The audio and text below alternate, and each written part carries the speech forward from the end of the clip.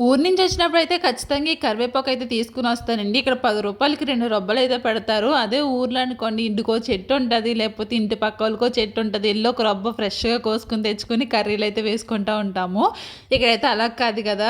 రూ. 10కి ఒక చిన్న రొబ్బ అయితే ఇస్తారు. అందుకే నేను వెళ్ళినప్పుడల్లా తెచ్చుకుంటాను. తెచ్చుకొని స్టోర్ చేసుకుంటా ఉంటాను. అది ఎన్ని రోజులు వస్తదో అన్ని రోజులు యూజ్ చేసుకుంటాను. అది ఒలిపోయిందైతే పాడేస్తాననమాట. అయితే ఈరోజు ఇంకా కవర్‌లోనే అలా ఉన్నది. సో, అంతా ఒలిచేసాననమాట. అప్పటికి ఆకైతే రాలిపోతా ఉన్నది. అంతా స్టోర్ చేసుకున్నానండి. ఇప్పుడైతే పిల్లల కోసం అని చెప్పేసి కరివేపాకు రైస్ అయితే చేస్తున్నాను. చాలా సింపుల్‌గా అయిపోతది. ఇంకా లంచ్ బాక్స్ కూడా చాలా బాగుంటదనమాట. సింపుల్‌గా అయిపోయే రెసిపీ. ఫస్ట్ అయితే మిక్సీ జార్‌లో నేను కరివేపాకు వేసుకున్నాను. మీ కారానికి తగ్గట్టు పచ్చిమిర్చి వేసుకోవాలి. ఇంకా నా దగ్గర కొత్తిమీర కాడలు ఉన్నాయని చెప్పేసి ఆ కాడలు కూడా వేసేసి ఇంకా కొంచెం జీలకర్ర వెల్లుల్లిపాయలు అయితే వేసుకొని కొంచెం వాటర్ వేసుకొని పేస్ట్ కింద అయితే రెడీ చేసుకున్నాను. ఇప్పుడు ఒక కడాయి పెట్టుకుని అందులో ఆయిల్ ఇంకా గీ వేసుకుని అది వేడైన తర్వాత జీడిపప్పు ఇంకా వేరుశనగగుళ్ళు అయితే వేసుకుని ఫ్రై చేసుకున్నాను.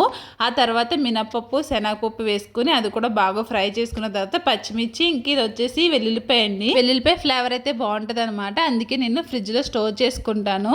సో ఆ వెల్లుల్లిపాయ కూడా వేసేసుకుని బాగా ఫ్రై అయిన తర్వాత ముందుగా ప్రిపేర్ చేసుకున్న పేస్ట్ కూడా వేసేసుకుని అందులో కొంచెం పసుపు తగినంత సాల్ట్ అయితే వేసేసుకుని బాగా ఫ్రై చేసుకోవాలండి. ఇదేంటి ఇన్ని పప్పులు వేసాను అని అనుకుంటున్నారా? మా ఇంట్లో పప్పులు ఎక్కువ తింటారనమాట. అందుకే ఎక్కువ పప్పులు అయితే వేసాను. ముందుగా రైస్ అయితే ఉడకబెట్టేసుకున్నానండి. ఇప్పుడు పేస్ట్ అయితే బాగా ఫ్రై అయిపోయింది అనమాట. అలాగే ఇంకా రైస్ వేసేసుకొని మిక్స్ చేసుకుంటే కరివేపాకు రైస్ అయితే రెడీ అయిపోయింది. సో పిల్లలకి లంచ్ బాక్స్ కూడా చాలా బాగుంటుంది. ఇంకా చాలా టేస్టీగా ఉందనమాట. పిల్లలు కూడా చాలా ఇష్టంగా తిన్నారండి. తప్పకుండా ట్రై చేయండి. ఇంకా దానికి కాంబినేషన్ వచ్చేసి నేను పన్నీర్ టిక్కా అయితే చేశాను అనమాట. అది కూడా ఎయిర్ ఫ్రైయర్లో చేశాను. నెక్స్ట్ వీడియోలో అయితే అప్లోడ్ చేస్తాను. నచ్చితే లైక్ చేసి ఫాలో చేసి సబ్స్క్రైబ్.